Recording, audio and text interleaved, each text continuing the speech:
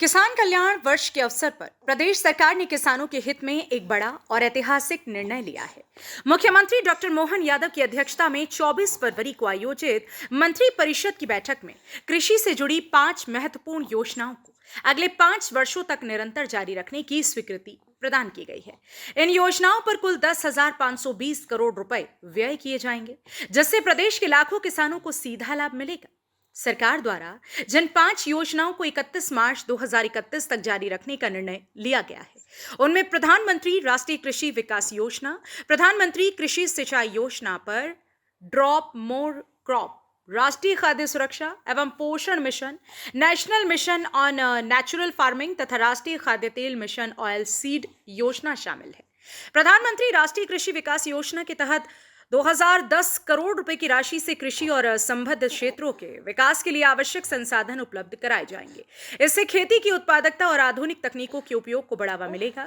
वहीं प्रधानमंत्री कृषि सिंचाई योजना के अंतर्गत 2400 करोड़ रुपए की लागत से किसानों को स्प्रिंकलर और ड्रिप सिस्टम लगाने के लिए अनुदान मिलता रहेगा।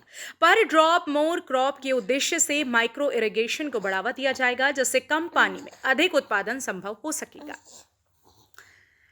राष्ट्रीय खाद्य सुरक्षा एवं पोषण मिशन के लिए 3,300 करोड़ रुपए निर्धारित किए गए हैं। इस योजना से धान, गेहूं, दलहन, मोटा अनाज और नकदी फसलों के उत्पादन में वृद्धि के लिए किसानों को सहायता मिलती रहेगी।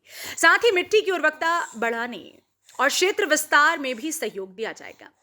National mission on natural farming के तहत 1,010 करोड़ रुपए की लागत से प्रदेश में प्राकृतिक खेती को प्रोत्साहन दिया जाएगा।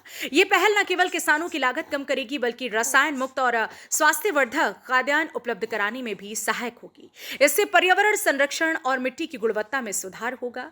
इसके अतिरिक्त राष्ट्रीय खाद्य तेल मिशन ऑयल सीड योजना के अंतर्गत 1,800 करोड़ रुपए की व्यवस्था की गई है, जिससे तिलहन उत्पादक किसानों को लाभ मिलेगा और तेल उत्पादन में आत्मनिर्भरता की दिशा में मजबूत कदम होंगे। कुल मिलाकर 10,520 करोड़ रुपए की इन योजनाओं के अगले 5 वर्षों तक निरंतर जारी रहने से किसानों की आय में वृद्धि, कृषि उत्पादन में विस्तार और ग्रामीण अर्थव्यवस्था को सशक्त बनाने में महत्वपूर्ण योगदान मिलेगा। प्रदेश सरकार का यह निर्णय किसानों के समग्र विकास और कृषि क्षेत्र को नई दिशा देने वाला माना जा रहा है।